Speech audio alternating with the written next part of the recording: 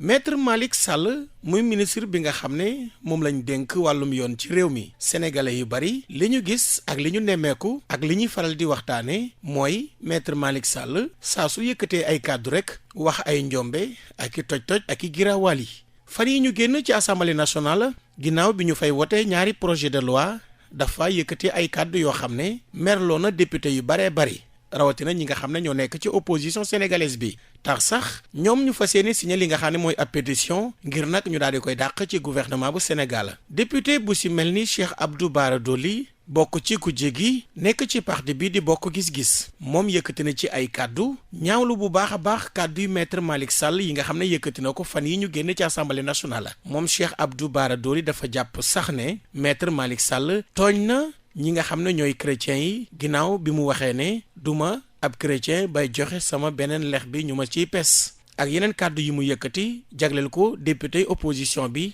dem ba leen di méngale ak i mbaam ñu daal di teewlu kàddu Cheikh Abdou Bara Dolly. waaw man la honorable député Cheikh Abdou Mbacké Bara Dolly nekk vice-président commission de loi assemblée nationale. ku ne xam na ni depuis bi ñu amee indépendance ba léegi ni c'est la première fois assemblée nationale jóg ay député ne fa. yoo xam ne dañuy jóg def benn pétition contre benn ministre de la république li ko waral nag mooy dafa simple ndax fekkente constitution daf ñu tënk ci maanaam boole ak dajale ñu gis benn ministre de la république boo xam ne dafay ñëw pour xàjjale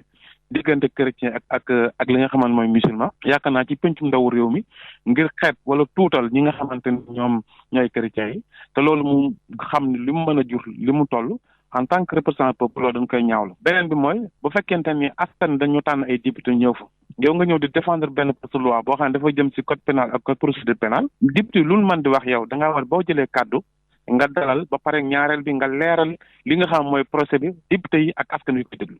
mais bu fekkente ne da nga jël sa kàddu la ngay tàmbale mooy député yi ay mbaam ngeen du ma leen tontu di wax aussi n'importe quoi loo xamante ni yaakaar naa ne du ay teggin ñi jot a signé gul nag opposition bi ak non inscrits yi ñoom signé nañu bu ñu demee ba am nombre maximum bi maanaam danañ ko jébbal président de la République xamal ko ni ko daal ñun ci li nga xamante ni moom mooy suñu rôle muy en tant que député représentant peuple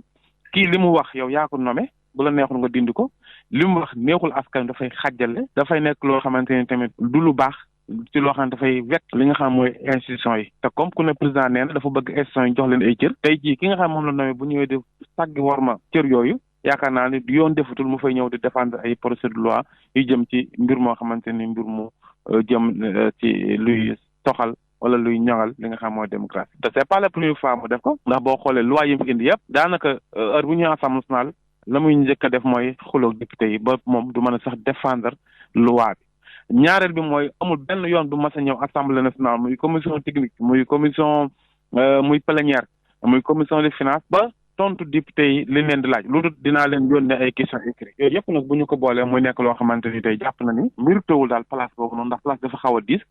ndax nit ku dal ku yaatu moo ko mën a yor wane ne rek tey ji li mu xëy def muy dindi secret d'enquête bi nga xamante ni dégg nga ci mbirum dossier concernant Ousmane Sonko dégg nga li ma ci wax yaakaar naa ministre de la République kooku buñ koy fal war nañ ko nommer waruñoo nommer ministre de la République parce que ñoo bokk xeet wala ñoo bokk dëkk wala nangam quoi